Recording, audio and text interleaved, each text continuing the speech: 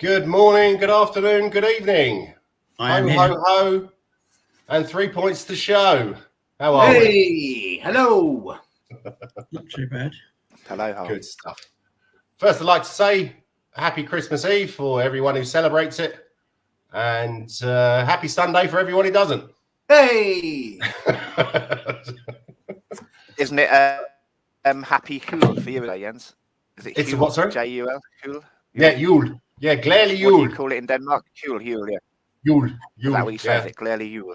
Yeah, Glædelig Jul, or we say there's a little bit of a play on words. Glædelig Fugl and God Nytår, which means happy bird and good new hair, which is especially representative of myself and my brother and my father. And I can also say my mother, seeing she's going through chemotherapy, but we won't go into that. So, how are you, Kev? How are you, John? How are you, Simon? I'm fine, guys. Yeah, good. Thanks. Sorry I missed last week. I was really bad, but I'm just still recovering. So I've got like flu? a crate of Dr. Pepper to help me through it. Was it flu? It was just there's loads of bugs going around the office at the minute. I just got rid of one, and then another one hit me, and so I'm like, for fuck's sake, it's just never-ending cycle of bugs, and just like feeling like crap. That's rubbish. Right. And Kev, we thought you were late because you'd be bumping your head underneath a van or something. No, it's mild here, but I've given it a miss for over the Christmas, like, you know. So yeah, fair enough. Don't do anything too exciting, you know. No. And Reason John, I was late, what you up to over the festive period then, John? Down the old town, Checkers, Swan? No, mate. None of that jazz. Just down my sister's tomorrow, and then the big one on Boxing Day. It's Cheshire United are away to Beaconsfield Town, so the big local derby. Bit of a I'll go and derby. watch that on Boxing Derby, Day. yeah. Yeah. Oh, Yeah. nice. Top of the league, Cheshire United. Yes. At Christmas, going Yeah. top. Yeah. Well Yeah, they set. won Yeah. 2-0 yesterday against Dorchester, wasn't it? They did. Yes. Yeah. Yeah. No, I watched the Spurs game, so I didn't go down there, but you'll be there on Boxing Day. You go down regularly, do you? Yeah, I do. That's one of the other reasons I gave up my Tottenham season ticket. I couldn't stand the VAR anymore. And I was saying to you, that North London derby last year when we lost, and I was just furious. And I looked around and everyone was like, oh well. I just went off and started drinking beers, and the thing is just not the same anymore. Like you've said it before. Do they not have VAR at Cheshire then? Sadly not, no. No? I don't. They've They got don't have it in a the little, championship, do they? No, they don't, no. I'm sorry. They've got a little I went hut. straight over my head, mate. John, does Alex Horn still go to Cheshire? He does. He's an honorary director. He's on the board now, so he's always there with his dog. You can see him. He has like a bright yellow luminous puffer jacket, so you can't miss him. Him and his dog walking around. That's the other good thing about non-league football. You can just walk around wherever you want in the stadium. Yeah. Have a little wander around, and the Yeah, crowd always go behind. Go on, Steve goes down there quite often as well. Does he? With Aaron, yeah. He was at Amersham Town for a while because I used to go and see them occasionally. And I'd see Steve down there, but I haven't seen him at Chesham yet. I'll have to keep my eyes peeled. He used to do the what do you call it? Social media bit for Amersham, but I think he's given that up now. Yeah, he gave it up. Yeah. Yeah. So, okay then, chaps. Let's crack on with yesterday's game. Spurs versus Everton. Lineup: Vicario, Porro, Romero, Davis, Royal, Sarr, Skip, Johnson, Kulu, Son, and Richie. Not really that many surprises there, apart from maybe Skip. Yeah. A lot of people thought with Basuma and Udogie obviously suspended. Royale seemed a fairly obvious one to put in, but everybody else, I'm sure you guys were as well, but everybody else was thinking Højbjerg in there instead of Skip. But you know what? I'm guessing he's doing it because everybody deserves a chance. And, you know, it pays off when he gives people a chance. Look at Richie.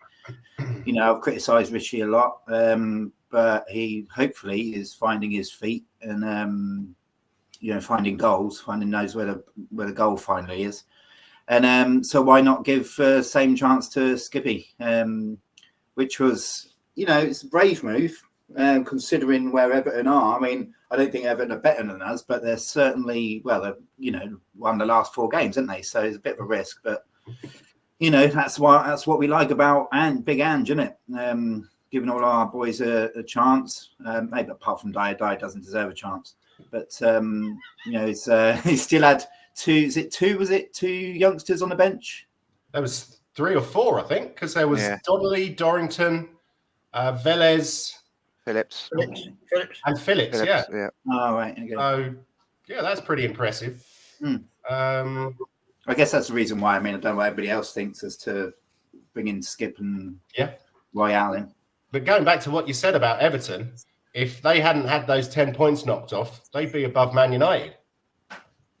Yeah, but I mean, Man United deserve to be fucking 3 places above the relegation zone the way they're. Well, I don't know how they keep managing to stay in the top 10, to be honest. They worked out, didn't it? Was it 8th? Was it they'd be if they hadn't had those 10 points deducted? Something like that, yeah. I mean, it's a fair play to them. It's a good response, isn't it, to having 10 points deducted? I don't know many teams. Obviously, everybody's different, but I don't know many teams that would respond like that. Normally, even just 3 or 6 points for teams get teams deducted, it affects the whole club. It has the ripple effect, doesn't it? And you end up down in the Championship, and then what have you. So, yeah, fair play to them. But I think we made them look good. We'll come on to that in the second half. But I was not massively surprised at the lineup. I think Skip in the first half, pretty much like everybody else, he did a couple of mistakes and a couple of good things. Kind of like evened itself out, really. Yeah. Well, let's go on to that. So, absolutely brilliant start. Lovely cross in from Johnson, who I thought looked a little bit like, was it Smashy and Nicey with that headband? do a lot of work for charity, mate. That's another topical reference for all you kids out there. Kids, Google Smashy and Nicey, you won't regret it. And a lovely little tap in, and I think he wanted to go absolutely mental, and he sort of ran off and started celebrating, and then he remembered, oh, hang on a minute, I used to play for these guys, and I kind of like the club. I'm supposed to be modest. So it was like that. And then the second goal, Johnson, I really want him to start knocking them in, because he has a lot of chances. I think he's still got a lot to learn. I think that he will, if he carries on at the trajectory that he is, he will start scoring frequently. Who's this?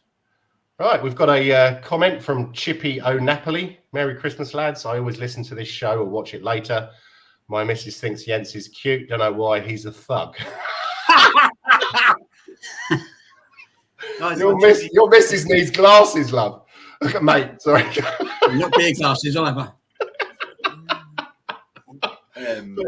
Merry Christmas to you, Chippy O'Napoli. I think it's possibly the first time I've seen that name, but yeah, it's good to see you. Like and subscribe and hit the bell thingy. That would be great. That would help the channel out. We'd be within 3 subscribers of 50 then. Ooh. I love that comment so much. I'm gonna, after the show, I will be making a donation to Guide Dogs for the Blind on behalf of Chippy's missus. Right, that's it. Out. Okay, chat. Sorry, I've spoken about the first 2 goals, and I didn't ask you your opinion. So, Kev, what did you think of the first goal? Fantastic. Yeah. Great. Well, great move down the right wing. A great cross and a great blast in at low level, and it was a screamer. But when the second one went in, I thought, you know what? It's the same old failing. We're going to need 3. I knew that straight away, because being Tottenham and their failings, I just knew it, you know. Yeah. And but I was well surprised to be 2-0 up at that point. But I never felt safe at 2-0 now with Spurs, let alone 1-0, you know. And it nearly proved me wrong, but you know. Yeah. Right, I should say. Yeah. But great flowing move first. Yeah. Sonny, great shot through a massive crowded penalty area. It sort of opened up for him just at the right time. Everyone falling on the floor and getting up and running away. Yeah. Yeah. And Simon, what were your thoughts? Mate, that first goal, it was a thing of beauty. Do you know what? I don't know about you, when I was at school a couple of years ago, shut up. I used to, were you hanging around outside the school gates again? When I was doodling, right, I used to just draw like stick men playing football and stuff, you know, and like, you know, draw like pencil lines from where the ball would go, you know. And now you have to pay like 50 quid for bloody framed photos or framed things for them. But I used to draw goals exactly like the first goal yesterday. It was just a thing of beauty, and we should have had 4. We should have had probably 3 goals, more or less carbon copies of that. I don't know if you remember the one where Sarr hit it into the ground, and that was within 10 seconds or something, wasn't it? Yeah, I mean that was just. It was just beautiful, that whole midfield there. And do you know what's really encouraging as well? That build-up play from the back to the front in like 3.2 seconds, you know, and they're right in front of goal and should and do score. That's without Maddison. That's without Van der Ven. That's without key players that we're missing through injury. And we can still do that, which is, I tell you what, it's so encouraging for the future. If we can keep hold of these players, it's bloody brilliant. Yeah, it was very nice indeed. John, your thoughts, good sir? I think we looked most dangerous on the counter attack yesterday, didn't we? But I think that was a personnel issue. We were just talking backstage, and we said I thought we might struggle to work the ball out from the back, didn't we? Because of Skip and Royale, they're not really people that get the ball and then stride through the lines and then play it, are they? They kind of go sideways and slow it down a bit. So we thought we might struggle to play it out from the back. So counter-attacking, those quick 1 and 2 touch passes and moving up the pitch, that's our best chance of scoring yesterday. And we created all our best chances through those kind of little counter-attacks, didn't we, really? There's the one with Brennan Johnson at the back post as well, with Emerson. Put the good cross in first time, didn't he? Yeah, should have scored at the back post. Then, like Simon said, we had the Sarr chance as well. So there's a few that we had. Mm-hmm. Yeah. Well, so great start. Not so great after that. Yeah. I'm going to dig out 2 players, and that's Davis and Skip. I thought they looked rather shaky. What do you guys think? Kev? Don't all speak at once. I think, first of all, yet again, we saw a team coming to play us and start to get a bit brutal in the first opening moves, start kicking lumps out of people, you know. As usual, they always go for our players, again and again. Yeah. But, oh, yes, it is. For now. Got to tie the legs together and hold the wings. Blood, is that an Irish thing, Kev?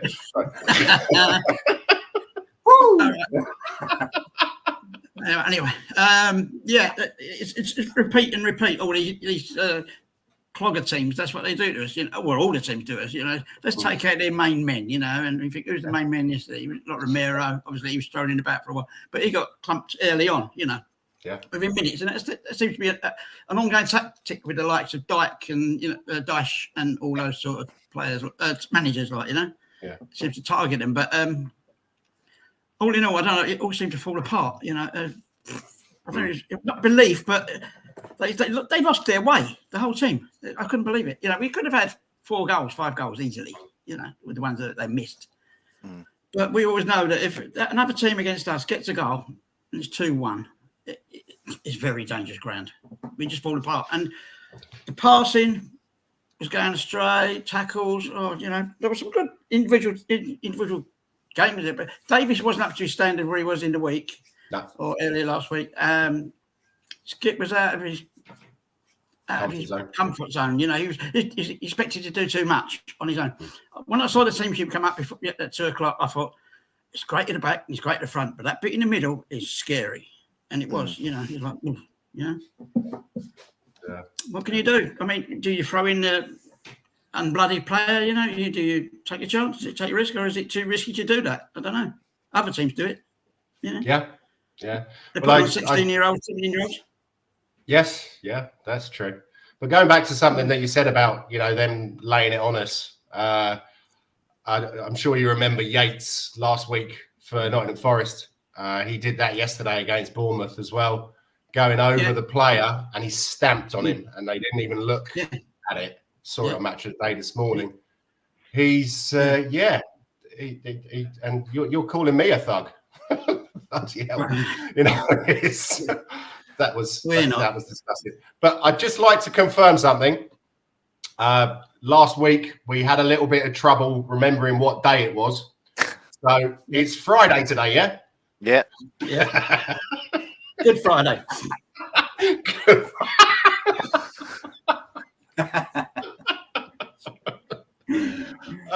So John, what were your thoughts on? I think was it Kev said last week that because of this reputation that Sky are trying to pin on us that we're undisciplined, that other teams are going to target like people like Romero and Richie and just leave a little kick on them and try and see if they can get a reaction out of them. And the referees have obviously got this in their head now that we're a dirty team, and so they were trying to get reactions out of Romero and Richarlison yesterday. They were leaving little kicks in on them and fits in them, weren't they, to try and see if they'd react. But they did well, to be fair, didn't they? So I don't know if Andrew's had a word with them and said, look, you're going to get this now. People are going to be trying to get a reaction out of you, little nibbles and stuff, and you've got to be cleverer not to react. Richie just picked himself up and got on with it, and Romero did as well. So I think that's what we're going to have to be faced with now. Teams trying to kick us off the park and get reactions out of us to get bookings for dissent and stuff like that. Yeah. Well, yeah, the disciplinary record so far this season hasn't been great, has it? And I'm sure that Postecoglou has had a chat. And as you say, I was very surprised Richie got clattered yesterday, just got back up, ran back towards I think, there was some afters or something. He'd made a foul and then someone pushed him or whatever, and he just ran back towards the centre circle and said, come on, let's go on. Yeah. So that was the thing is what I think what happened where we didn't play well for, let's say, second half. It's purely because we got those players out. That's what you would expect from our injury list, is for a performance like that. And actually, we haven't been playing like that like we did yesterday. We've been playing pretty good, like defensively and holding that midfield and everything. So I think it's just an anomaly. It's partly due to, it's mainly due to players missing, which is a very temporary thing. Probably this time next month we'll have Maddison back maybe, and then it's partly due to Everton's determined, tenacity of getting in amongst us and just not really playing well, but just making it difficult for us. And let's not forget, obviously, Vicario made some outstanding saves yesterday. Yeah. Absolutely just brilliant. And, the marked difference between him and Hugo is how quickly he gets down. Because most of those shots, if I remember rightly, most of those shots from Everton were along the ground, zippy kind of shots towards the corner on either side. So, and he got down to every single one of them, and it was brilliant. The other thing we've noticed, Simon, me and my brother, is unlike Hugo, he often takes an extra step before he commits to his shot, and he's quite often in the space to just catch it. Hugo would have just planted his foot and dived, wouldn't he? But Vicario just takes an extra step and makes sure he's in the right position and takes an easy catch, doesn't he? That's right, yeah. Hugo, like you say, Hugo would plant his feet and just move his upper body around, and then just try and use his legs, but which is good for shot stopping up here, but not down on the ground. But my question was, because my stream cut out about 10 minutes before half time and got it back 10 minutes after half time. But I missed the whole reason for the subs. Why did Dyer come on? What? Romero had a hamstring. Looks like hammy. Yeah, a problem with his hamstring. Oh, really? Yeah, I don't think it was. He just said it was a bit tight. I don't think he said that it was. Yeah, I mean, he didn't limp off like back then. We initially thought it was that ankle injury he got because Calvert-Lewin landed on his ankle, didn't he? In the first couple of minutes, and we thought that was obviously troubling him. He'd come off, and then they picture of him on the bench with a big ice padding on his Ice thigh. pad, And then, yeah. Yeah, Calvert-Lewin's good at leaving the boot in, isn't he? I think a lot of those Everton players work pretty good at that. Mikalenko, Patterson. Patterson reminds me a bit of Alan Hutton. So, yeah. What did you think of, just a little aside here, which is not really aside, but kind of related. Their defender, Branthwaite, we've been after him apparently for January. And he looks like, Everton played him, I think, in more or less kind of centre-back, but he's left-footed. He's young, isn't he? Yeah, we've been after him pretty strongly, apparently, but I didn't really think that much of him. I think Davis does what he does, but better, especially if you look at the Newcastle game.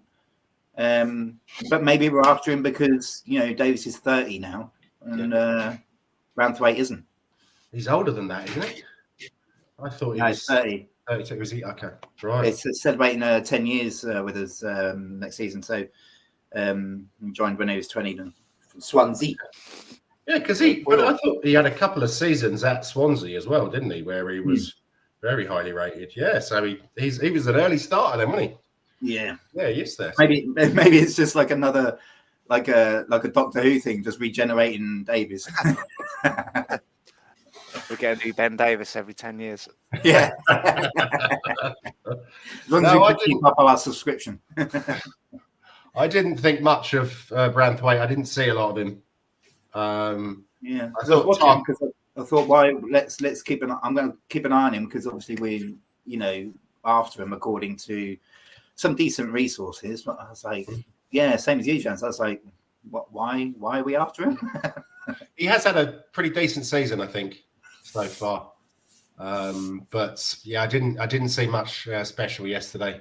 I thought him and Tarkowski were okay. Tarkowski's a dirty bastard, isn't he? Oh yeah. He's a good player, but he's a dirty git. Yeah. But Definitely wind-up merchant, yeah, for sure. Yes. Yeah. Their goal in the 51st minute. I thought it was hilarious on Match of the Day last night or this morning, whenever you watched it. Alan Shearer said, "Yeah, but the referee and the linesman didn't think there was anything wrong with it." Yeah. It was a foul, but yeah. Well, what a surprise, Alan. That means they're not very good at their job then, doesn't it? Yeah. Why do we automatically assume that referees are above everybody and they're gods and they don't make mistakes and they're not shit at their job? I'm going to be controversial here, boys. All throughout the game, me and my brother noticed that every time Emerson got it, he bought a foul because he didn't know what to do with the ball. He got the ball, miscontrolled it, and then he's like, "Shit, I don't know what to do with the ball." And then he initiated the contact himself and went down to buy a foul. He did it like 5 or 6 times before that, and he tried doing it again on that occasion and fucked it up completely. I didn't think it was a foul. I think we got away with one there. Yeah, I thought it was very soft. Very soft. No, it's definitely foul. He's clattered into the back of him. I know he's tried to get the ball. Who was it that clattered into him? But Gomez. He has taken both legs. He has taken both legs with his knee. So it's definitely that. It's just a standard foul. It's not a yellow card or anything like that. It is a standard foul. I think we got away with one there. Oh, really? Got away with one. Yeah, absolutely. Yeah. He was looking to do it because he'd miscontrolled the ball. He did it all game. He miscontrolled it, then tried to initiate the contact to get a cheap foul and go down, and he fucked it up, and the bloke got away from him. It's just awful, isn't he? It's just fucking awful player. Oh, really? Yeah, I quite like the guy. He was key to our goal, our first goal. Yeah, I think he's one of those. Okay, he's never going to be the most skillful player, etc., but he always gives 100%. He's a bit like Davis, He always gives 100%. Doesn't utility sub. Utility sub. That's what he's good at. All right. Yes. Yeah. I said if you were rating him on FIFA, what would his good attributes be? I can't say I played the game. Smiling a lot. I mean, it's out of 100, basically. Yeah. Oh, was it? Okay. Yeah. Just 60s across the board, but no, like good. He's not good at anything, but he's not bad at anything either. He's quite I don't play them games, so I don't know. Sorry. No, 65 maybe. Effort, 67, 68. Speed, I don't know. Amphetamines. No, I rate him a lot higher than that because he's one of these players that's massively improved, like Davies, massively improved since last season. Last season, it was terrible, and the season before that, absolutely terrible, and quite rightly hardly got a game. But he's massively improved, and you look at key moments, and both in defence and attack, he's been in a lot of them. Like our goal yesterday, he was well involved in that. And his situational awareness of being in an important place at the right time is massively improved. He's always had good speed. His main thing, you too, Brian. Cheers, Brian. Cheers, Brian. Royale's main thing has always been surging forward and then not wanting to, not knowing what to do with it at the end. I always knew where he was. He's busy on Sunday mornings. Yeah. Yeah, Merry Christmas, Brian. And yeah, the FA Cup will be lovely. I think there's more chance of me selling sand to the Arabs than Levy finally pissing off. So that's basically what every Spurs fan wants, isn't it? Those two things. Yeah. Yes. So, okay. So, who would you say our man of the match was? Whoever wants to start, please go ahead. I'm undecided between Kulu and Vicario. I normally Porro's my favourite Spurs player just in general, and I thought he was good yesterday. Normally he's outstanding. He made a couple of mistakes, gave the ball away a couple of times early on in the first half. So it's either Kulu or Vicario. I'm undecided. You go, Kev. Vicario for me, for sure. Yeah, he pulled off some blinding saves. Yeah. Without doubt. I agree. Kulu and Vicario were the two stand-up players. And a little mention for Lo Celso when he came on the last half an hour as well. He did well, didn't he? Yeah. Helped us retain the ball a bit better. Showed a bit of class with his passing and controlling the ball. That is definitely debatable, Brian, but yeah.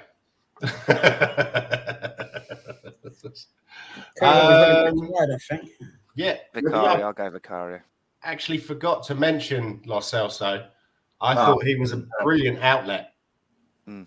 His dribbling and he nutmegged 2 or 3 players again. It's just when he's on form, he is a pleasure to watch. It would just be nice to see him a little bit more consistent, maybe with less injuries. Injury free, yeah. I think him and Brian Gill, because I'm not going to go today without mentioning Brian Gill, obviously. Central defence, yeah. you look at what they do and the value they bring. You know when you think you're a football manager and you think, right, the classic 65, 70 minutes, I'm going to bring on fresh pair of legs, that old cliche. Lo Celso and Brian Hill, they're exactly what they epitomise that. They've got 2 or 3 yards on everybody else when they come on. The skill, the nutmegs, the crosses, the passes, maybe not the shots, but for both of them. But they're just phenomenal. I think ideally we'd have Lo Celso exactly like that all season. Come on around the 70-minute mark, an amazing display for 20 minutes and help us win the game, or see out the game, or whatever it needs to be. Holding the ball. Yeah, and just it was superb. Yeah. Not enough for man of the match, obviously, because it was like 20 minutes. But yeah, I'm going to stick with, even though Kulu was amazing yesterday, because he's got, the thing is with Kulu, he's got better on the right. Remember last season where he was so predictable. Well, and this season as well, he's so predictable on that right-hand side. You know exactly what he was going to do and all that. Go to the byline, try and get it in, blah, blah, blah, blah. He got sussed out. Now he's improved on that right. He's become unpredictable on the right. But also, even late on the left-hand side, he's got a shot which he should have scored. It was a good save from the Everton keeper. He's on the left-hand side there and through the middle, ideally, he stay in the middle there with Son on the left, and that's been, I think, anyway, our most productive and the best play that we've had is that combination. But he's proven malleable all over the pitch, which is fantastic. But Vicario should get man of the match because obviously the saves kept us in the game. Yeah, wonders the game basically. Well, before I give my prediction, I'd like to welcome Mr. Daigle. How are you, sir? I'm good. Let me do this. So I had to come on because Jens, I thought your wallpaper was a backdrop. Then I've got the best wallpaper in YouTube. Then I've got the person that thought, what about my wall, and has taken his Tottenham poster down. And then we have Johnny, who has turned up. He's found, he's missing, and I had to come and say hello to him before he goes missing. Hello, Brian. You're right. There it is. Johnny, how are you, brother? Merry Christmas, mate. All good. Everyone. Yeah, Merry Christmas to you. All that jazz. Good, I like you. Are they curtains or is that like a little? No, it's drake a flag we got because we don't like the pink wall, and there's a kitchen hatch behind there, and people will walk past. And I'm a professional outfit as I speak. I bet the cat loves that, doesn't it? Yeah, the cat has gone for it a few times and has been told, you've got the whole bloody house. You can have anything you want. Leave that alone. You could have ironed it, Brian. Listen, just because I had a go at your wallpaper and a wall, there we go. It's like we can have a bit of a domestic here, a bit of an extended Christmas. But I hope you're all well. Yeah, man. So, Brian, who was your man of the match yesterday? It's got to be Vicario. It's got to be. Although I think I am gonna. It's very close between him and the lawnmower, and the reason I call him the lawnmower now is because he covers every blade of grass. Is Pape Matassa. Those legs. Yeah. He's the king of transitions. He's taken over from Sissoko, hasn't he? The king of transitions. Yeah, but you know what it is, Johnny? The work he does off the ball is incredible. Great player. And he's been magnificent this season. I think he's going to be a huge loss. I think he was good, but you know the person that I've been talking about a lot. I don't get the hate Brennan Johnson's getting. I don't understand it. Understand it now. I wouldn't say sorry. That's probably the wrong word. Hate. There's people saying he hasn't been good. He's a waste of money, and I'm like, listen, this guy came on the last day of the window, didn't have the 6 weeks to get up to Postecoglou's fitness requirements or understand his way of playing. Then he came on and started playing. He got injured against Arsenal. Then he came on and started doing well, and then got the concussion against Forest. He had a major part in both goals. The cross for Richarlison is on the money. Is like bang on. I think he's getting because he's a £50 million player, and he's come and he's got three assists and a goal in his first 12 games. I think he's getting some. We know as Spurs fans. I mean, we all have ones where we just don't see the good in them, and we will say, oh, he played bad. He played because it's that player. I think Brennan Johnson is getting a lot of people saying, oh, he's not worth the money or whatever. Where I don't think it's called for. I really don't. I think he'll be all right when he's settled in a bit. He's just like the new boy at the moment. He doesn't want to take too many risks. He's like, I don't want to upset any of the senior pros. But once he's settled in and feels one of the players, I think you'll see a different player there. Johnny, you know what it is as well? I think he's come in, and with no disrespect to Forest, there's a big difference in expectancy and expectations when you're at Notts Forest to when you're at Tottenham. And Notts Forest last season, he kept them up, and he was the darling of Nottingham. And now he's come to Tottenham, and I think that he's 22 years old, and he's probably at Forest. He'll try things and do things because he was the linchpin to do it. Where he's not here, and I think he's getting caught between two minds. Yeah, he takes a safe option at the moment, doesn't he? A few times too many, but I think they'll come out of him the more he settles into the team and feels into part of the squad and stuff. Yeah.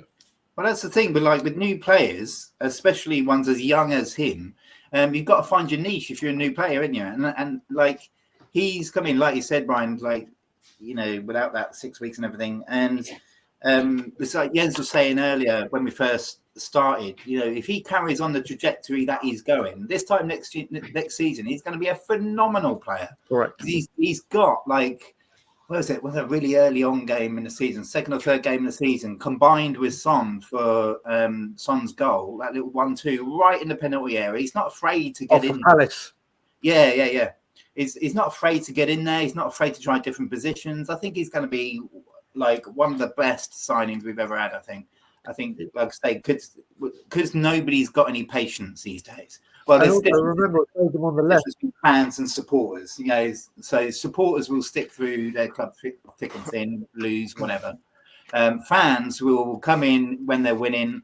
As soon as they, don't win, draw or whatever, they pick out individual players and criticise them and slag them off needlessly because they've got no patience and no backbone, and bugger off to Man City or whatever.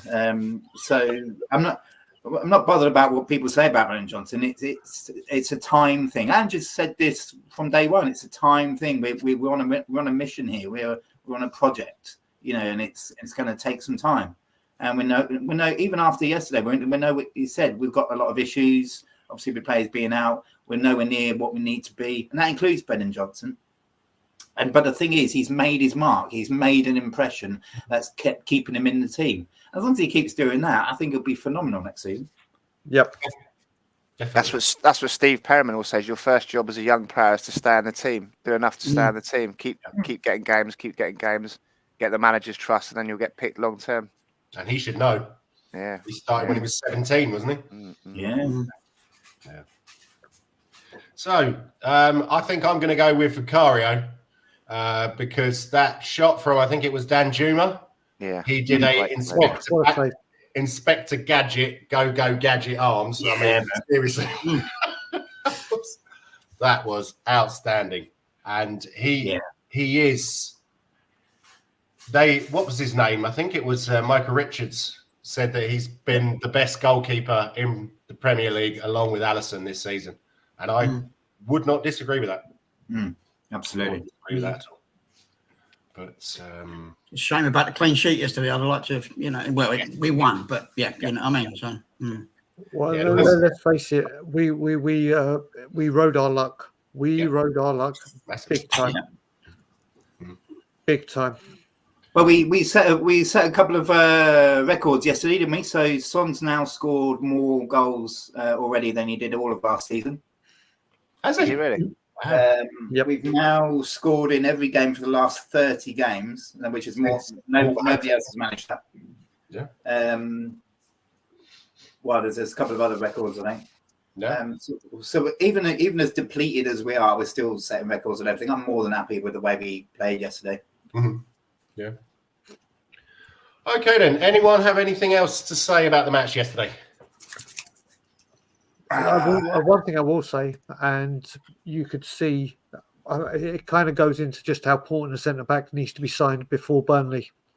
And this is whether this is a stab at Dyer or not. I don't mean it to come across this way, or maybe I do. It's when you saw him come on for the second half, you were like, "Oh, here we go." Here we go. You listen, and you can't help it. And listen, I've seen a cruise ship turn quicker than him. He made one great block. I'll give him that. But then obviously they scored from the resulting corner. But the whole it wasn't a great block. It was a standard block. It's a standard defender's block, wasn't it? Yeah. But literally in the second half, you could see they kept going down the right, and it weren't to exploit Porro. The amount of that Danjuma save. Dyer, I don't know what he's doing, and you could sense it in the ground that no, here we go. There's an Everton fan at the Scotland Yard yesterday, and when I saw him coming on, I said, "There's more chance of you making it 2-2 than us making it 3-0." And I said that, and you know what? It just goes to show. Don't get me wrong. At the end of the first half, with Romero on, we looked shaky. We looked real shaky and lucky to go in 2-0 up. But as soon as he came on, the whole team went back. The whole team were nervous.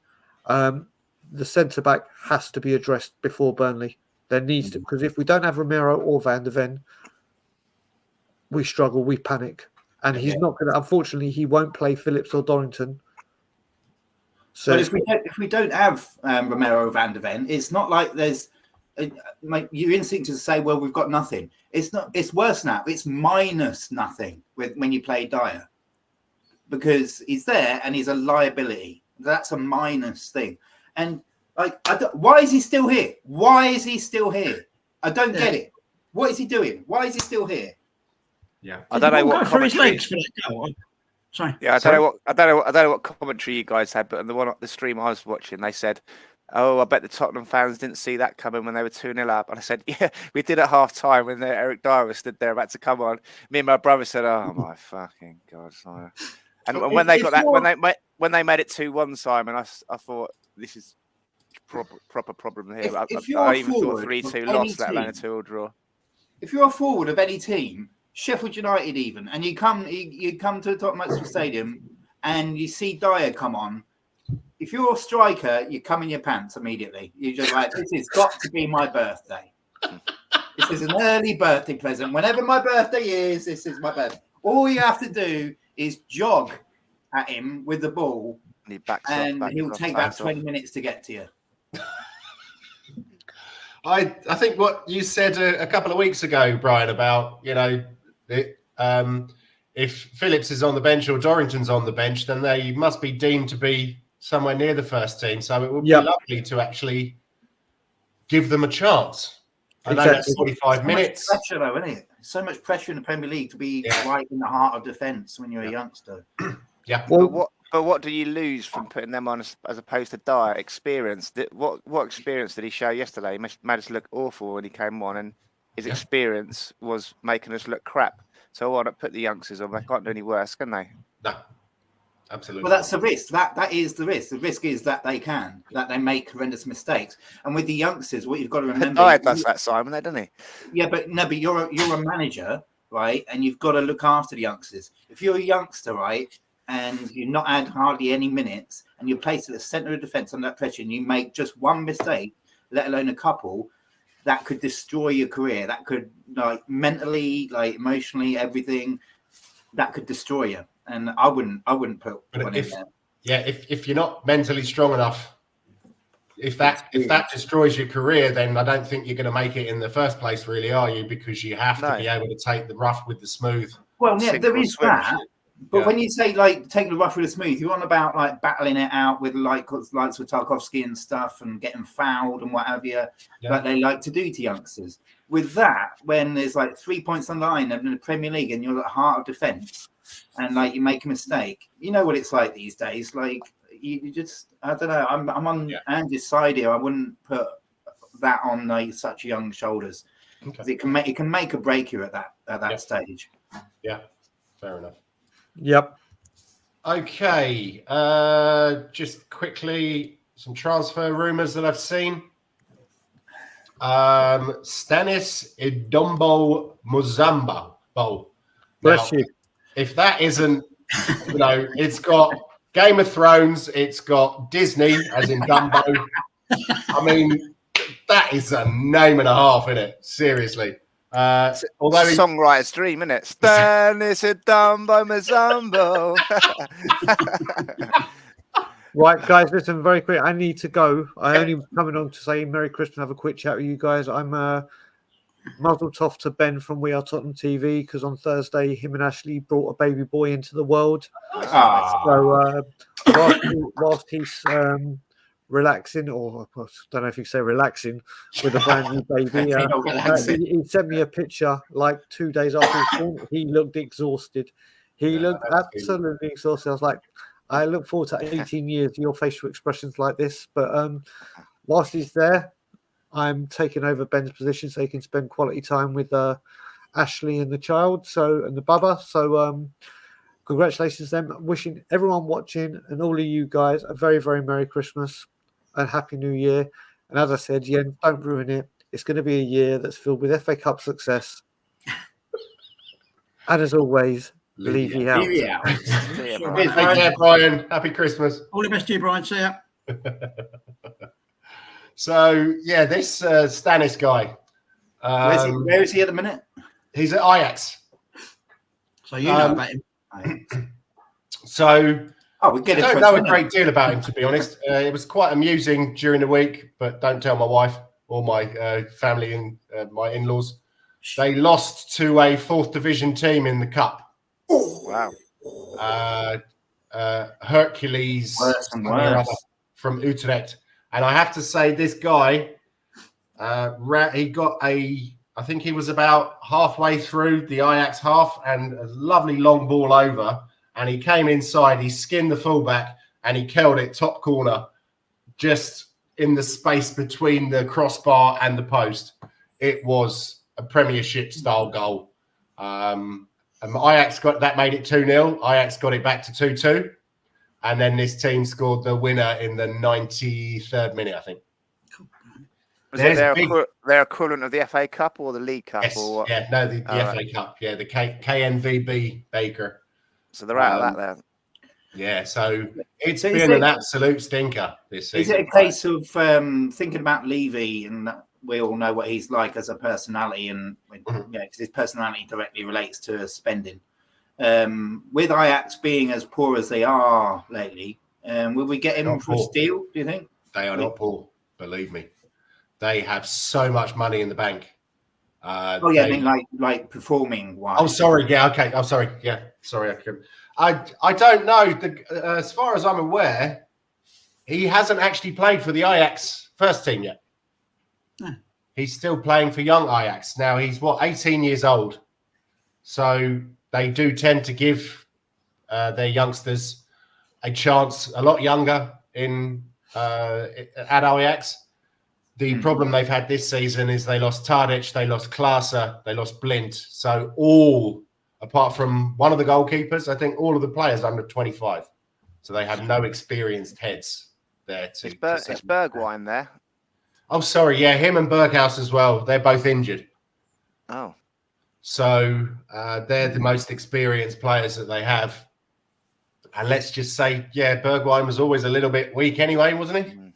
Yeah. Well, it's like Danjuma yesterday. You know, there's something the dark section of my heart always likes to see players like Danjuma after they leave us, and you look at them and you think, yeah, you haven't improved one single bit. So that's good. Gets himself in good positions and pretty skillful, but no end product. Bergwijn was the opposite of that, really. Never used to show up until all of a sudden he flashes up, with 2 goals in, two goals in 2 minutes. And then I've forgotten you were there, mate. Sorry. That kind of thing. So I've heard stronger rumours about this Rooney Bargy. Yes, yeah. So let's just stick with this Stanis guy. He was born in France, but he played as a youth international for Belgium. He started his youth career at Club Brugge. Then he was at Ghent, and now he's at Ajax. 23 performances for young Ajax, who play in the second division in the Netherlands, and 3 goals. So, yeah. Is that a red flag that he's had a few clubs already at such a young age? No, I think youth players do tend, if they're not deemed good enough, or if they're tempted away, it does seem to be a bit of a lot of players do swap teams. Because, I mean, he could have been he was at Club Brugge when he was 12. Sure. Right. So, and then he was at Ghent until he was 16, and then he was picked up by Ajax. Yeah. So I think that does happen if they think you're not big enough, because at 12 years old, you might be tiny, and then you have a growth spurt and you're 6'4". Mm-hmm. So that is what money they're talking about. That's a good question. I don't actually know. Let me have surely 5. Yeah, let me have a quick butcher's see, because this was one from Spurs Community, Kev. All right. So I'll see if there is a price on him. Talk amongst yourselves, chaps. The thing is, what is the name of the guy we've got in to look after transfers and everything? Oh, what's his name? Langer, that's it. Yeah. I'm me being the resident optimist. I'm going to say that, any strong rumours, depending on your sources that come out, are going to be pretty much true. Because if there's a leak in his office with his staff, and then he's already, I think, weeks ago, he's got players lined up and just ready to, yeah, pull the trigger. Yeah. Well, that was like a pen, you know, doing a pen. The international symbol for a pen signing. What Fabrizio Romano says is Belgium 2005 born midfielder, blah, blah, blah, has decided to leave Ajax. He's free to sign with any club from January, valid from next season.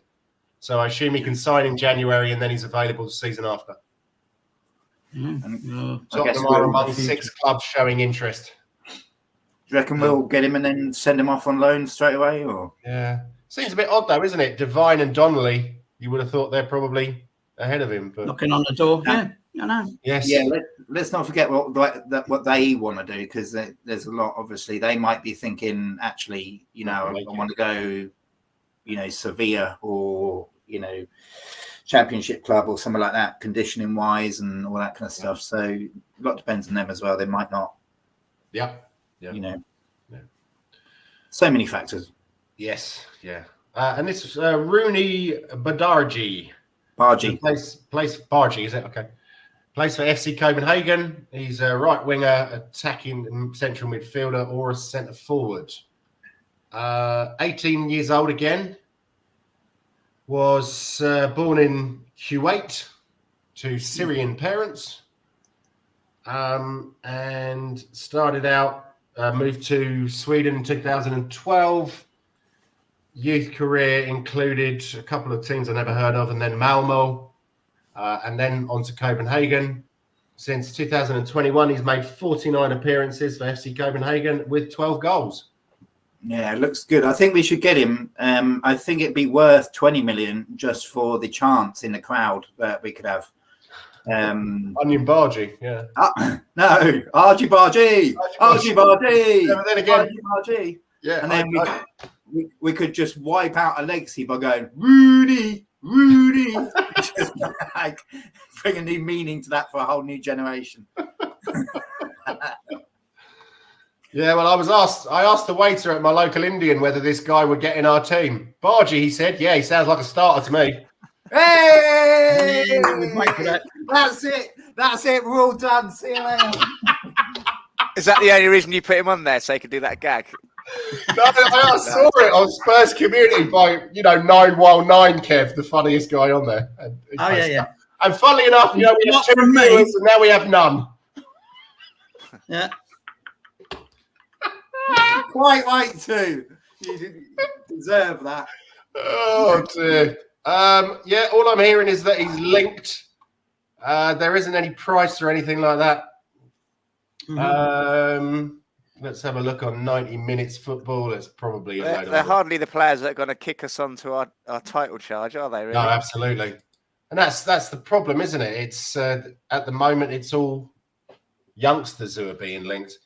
This Todibo, the French guy we spoke about a couple of weeks ago, the centre back, that seems to be heating up a little bit. Rumours that Nice are willing to sell this January. So, anyone seen him play yet? Anyone seen? I still haven't had a look at him. Nah. I mean, the thing is, Sissoko looked good on YouTube. Do you know what I mean? Look what happened there. Sissoko looked great against us when we lost 5-0 to him last day of the season. Yeah. I think that's what we bought him on. But Sissoko, look at him in the World Cup. Look at that outstanding World Cup with France. And then, it's too early to tell, and it's too hard to tell as well. Yeah. Does anyone else have any other links that we haven't mentioned in the last couple of weeks? Obviously, there's that guy with the top knot, Radu Drakukson or whatever. So is that a remix here? Absolutely. Roll the beats. Yeah. I'm sure Paratici's working on something, isn't he? Yeah. He's a bit Marmite, but I'd love it if we get hold of Palhinho, whatever his bloody name is, from Fulham. That'd be a great asset for me. He's a bit dirty. He'd be expensive though, wouldn't he? Yeah. He'd be really expensive. I think he's still got 2 or 3 years left on his contract, and they were talking something like 80 million. Can't see us doing that. And Fulham will have the needle with us after nicking Manor Solomon off them. Yes. Yeah, that was interesting on Match of the Day earlier. They had Solomon, Bentancur and Maddison all sat next to each other, and they said, "Oh, look, there's Bentancur and Madison," and then it flashed out. Yeah. And Solomon. Like, all right, chaps, bloody hell, calm down. Yeah, I think Solomon's been good. The little that he's shown, it looks really good. Yeah, Mm-hmm. I think he is quite injury prone, though, isn't he? I seem to remember he had some. Too early to tell, I think. Yeah, that's fair enough. Okay, well, if there's nothing else, chaps, any other business and plugs? Are we doing a look ahead to the Bournemouth game, or? Yeah, it's Brighton, isn't it? I hadn't really thought. Brighton. But yeah, Thursday. Please do. If Thursday 7:30 kickoff. Yeah. Are we on telly or Amazon? I think it's Amazon, isn't it, showing the games? Oh, was it? Could be the 8:15 kick-off. Arsenal are playing, aren't they, against Fulham? I think that'll be the main match. I think. Okay. Yeah. So I mean, Liverpool did us a favour yesterday. As much as I think they should have hammered Arsenal. Oh, that. They should have done. On a different day, all those shots go in, don't they? But it's the best result we could have hoped for, wasn't it? A draw. So. If you take Salah out of that team, they're not very good at all, are they? Liverpool, they're fucking hot. We were saying yesterday, it's like there's not a lot to them, really. I mean, they're hot and cold, aren't they? I mean, you look at even Trent Alexander played well. Yeah, that's what I mean. Everybody's lauding him at the minute, and it's like, well, yeah, I've seen him have really off days and get heavily criticised. So they really are hot and cold, and it. Even now, you can pretty much predict they're not going to win the title just because of that reason alone. So it's basically, and we don't know what the fuck's going on at Man City. So I think, it's ours to get in there, and I think it's a top 3 finish for us this season. Not that I care much about the league anyway, because it's pointless, but it'd be nice to finish above Arsenal as we have done for the majority of the past decade, but in a top 5 kind of position, But yeah, with Thursday, I think it's a bit of a tricky one, isn't it? Because you think obviously we'd win comfortably, but we don't want. I think yesterday in the second half was a case of just being a little bit, complacent, and we don't want to do that against the lower teams lower in the table, because they'll sense that, and then they'll be like, right, they've got loads of players out injured. Let's hammer them. Dyer's just come on. We could score a hat trick, that kind of thing. So teams that are self-aware are going to, punish us, as has already happened, like a Wolves. But I think, it'd be nice to just get a nice run going, wouldn't it? I think a nice, comfortable, 4-1 victory or 3-0 would be nice. That would be lovely. It would have been nice to have played them a little bit earlier during their Europa League run, because they have been a little bit ropey during that. Oh, maybe not. Got a lot of injuries, I believe. They've got a lot of injuries. Apart from the bottom 3, they've conceded the most goals, so they concede a lot of goals, which is handy for us, isn't it? Because we're going to have to rely on our attackers firing us to glory in this one, I think, because the defence doesn't look like it's going to be much cop, does it? Yeah, good midfield. Kev, you're not wrong about their injuries. They got 1, 2, 3, 4, 5 defenders out alone. So that is, jeez, that's not great. But then again, Mitoma's fit. I don't know if you saw that Danny Welbeck goal against Palace. That was a bit special. There's been some really good headers this week. Did you see the 2 for Solanke yesterday as well? No, we had to catch up with that. Yeah, they were. He impressed me yesterday. I think people are going a little bit overboard just because he used to be Chelsea and Liverpool, but now he's. Those 2 goals were something special. Looping headers, really well positioned into the top corner both times, and also it was absolutely hilarious seeing that plastic gooner Turner concede 3 goals. So, hey, I'm not going to shake your hand because you got a Spurs shirt on. Yeah. You look like Bob Oaten. Bob Oaten, no Oaten.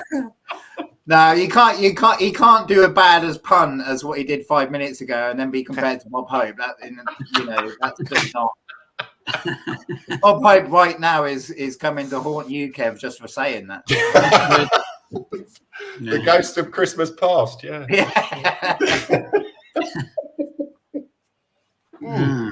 So, score predictions for Thursday then. 3-0. Yeah. 3-0. Clean sheet with Dyer and Davis, Simon. Yeah, having a laugh, aren't you?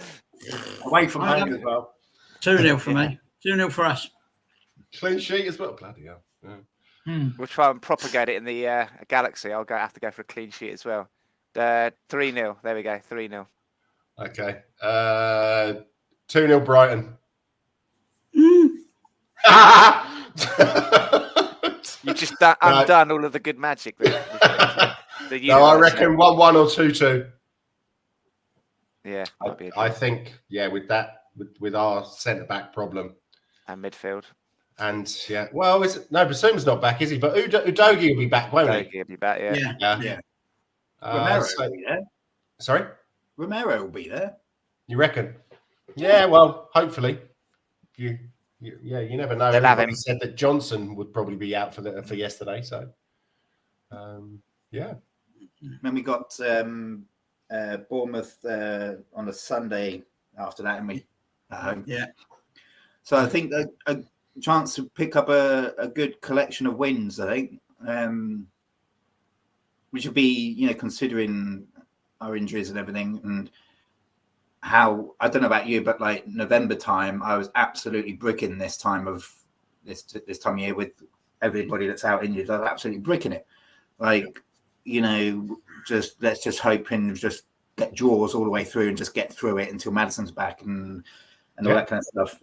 But massively surprised, pleasantly surprised with how we performed and the fixtures that come up. I think we've got a good chance to, excel ourselves.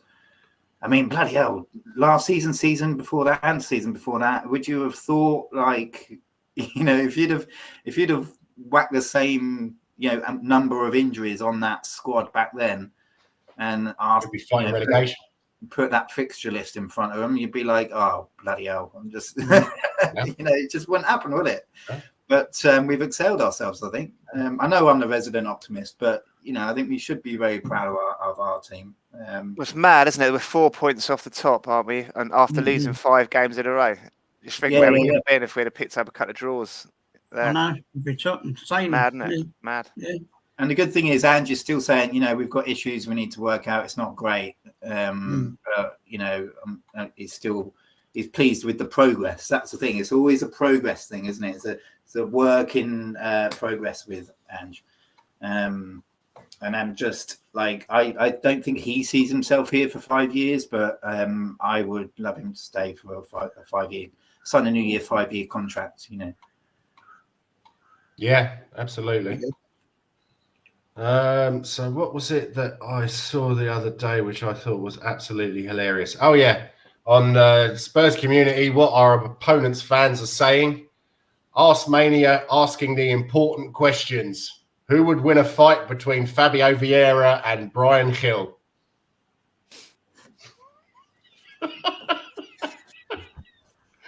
Yeah. It's a featherweight clash, is it, this one? Yeah, exactly. Yeah. Like bantamweight. Yeah.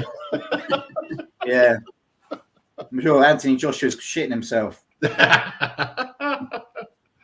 Okay, chaps. Anyone have anything to plug or anything else to discuss? Nope. No. John, thinking about resurrecting shelf-side Spurs from the ashes? Not really. No. Yeah. A lot of, well, as you know, there's a lot of faffing in the background. They're going to shows and they're preparing all the banners and getting the links sent out and stuff, and just can't be bothered. Yeah. Well, I have to say, I usually do mine within sort of like 15 minutes, but there is a lot. I mean, it takes me fucking ages. Well, that is faffing for me. That is faffing. It's a lot of faffing. It's a lot of faffing. Simon, anything you wish to say? No, not yet. I've got to move house before I start my channel and little plans I've got for that. Okay. So put a place marker on it. Watch this space, and then we'll. So the wall project's on hold, is it? If you're moving? Yeah. I've got. Yeah, I've literally got they're all stacked against the Yeah. wall here, ready to go. Have you found somewhere? We keep finding places, and then something pops up that you think, oh, actually, no, that's absolutely no way we're going to do that. So whether it's like all the add-on fees, or like the area, or we find something out about the area and stuff, and it's pretty frustrating. Yeah. But we'll get there. We'll get there. Okay. Well, thank you very much for coming on, guys. So I wish you a very happy Christmas and Merry Christmas and a Happy New Year. I'm back in the motherland on the 2nd of January. If you're allowed in. Sorry? If you're allowed in. I'd hope so. I'm an English citizen. Yeah, but after that pun you just did, I'm going to have to make 3 phone calls, I think. Oh, yeah, we're flying into Exeter, honest. So I'm not sure when we'll do the next show. What is it? Oh, perhaps FA Cup is Friday, the 5th of January. Yes, yeah, maybe New Year's Eve if anyone wants to do one early. I don't know. We can see. You coming up to Chalfont at all? Unfortunately, not. No, it's only a quick 4-day stay in Devon. I'm not sure when I'll be back in Chalfont. This new job is absolutely killing me and finding it quite difficult to get time off as well. So, but I'll definitely let you know, and we can grace new Amersham on the Hill with our presence. Okay, then, chaps. Have a lovely Christmas. And, you too, mate. Have a good one, everybody. Come on, you Spurs. Come on, you Spurs. Come on, you Spurs. You know me. Happy Hugh.